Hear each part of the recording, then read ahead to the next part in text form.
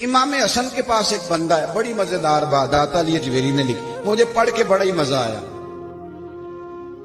اور سمجھ بھی آئی کہ اہل بیت نبوت کی اصل مخالفت کون کرتا ہے۔ ایک شخص آیا تو اس نے آ کے نا معاذ اللہ حضرت مولا علی شیر خدا کو، معاذ اللہ ثم معاذ اللہ، امام حسن کے والد کو برا بلا کہا، پھر امام حسن کو کہا، وہ برا بلا کہتا جا رہا، امام حسن مسکراتے جا رہا، ہنستے جا رہا۔